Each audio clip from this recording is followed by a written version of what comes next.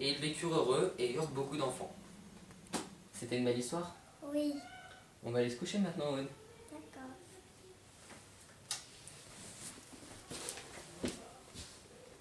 Cédric, Oui. c'est quoi la nanotechnologie? Allô Cédric? Un problème? J'arrive tout de suite.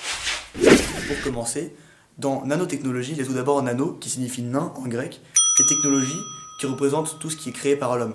Donc le terme nanotechnologie est tout ce qui est créé par l'homme à l'échelle de l'atome. Les nano-objets ont des propriétés exceptionnelles et on peut les utiliser dans de nombreux domaines. On peut les utiliser pour rendre les matériaux plus légers et plus résistants. Pour les voir, il faut un microscope très spécial, le microscope à effet tunnel. Il est très gros, car pour voir des choses si petites, il faut créer du vide pour être sûr qu'aucune pollution ne vient troubler l'image, qui est retranscrite sur un ordinateur. Grâce à ce microscope, on peut voir des atomes. Donc on utilise déjà les nanotubes de carbone qui sont faits à partir de graphite pour faire par exemple des vélos, des balles de golf et des raquettes plus souples et plus résistantes. Savez-vous que Rafael Nadal utilise des raquettes à base de nanotubes de carbone? Les nanotechnologies vont même nous permettre d'avoir des pneus plus résistants. Et on aura même bientôt des vitres autodétoyantes. Et même bientôt des vitres indestructibles.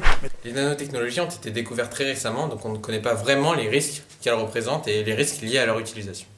C'est pour cela que l'on effectue des tests sur les souris pour savoir si les nanotechnologies sont réellement dangereuses.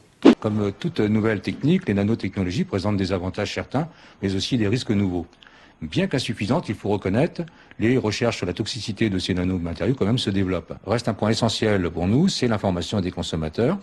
Il faut impérativement trouver des outils nouveaux qui permettent sur ces nanotechnologies de donner le maximum d'informations utiles aux consommateurs. Les nanotechnologies représentent donc un progrès immense pour l'homme, et leur utilisation donc, ne sera forcément favorable dans notre quotidien, dans le futur. T'as bien compris, Aude? Oui. Bon bah bonne nuit.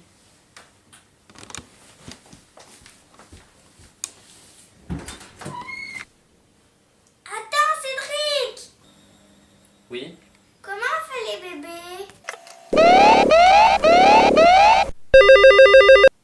Allô Cédric? Un problème? J'arrive tout de suite.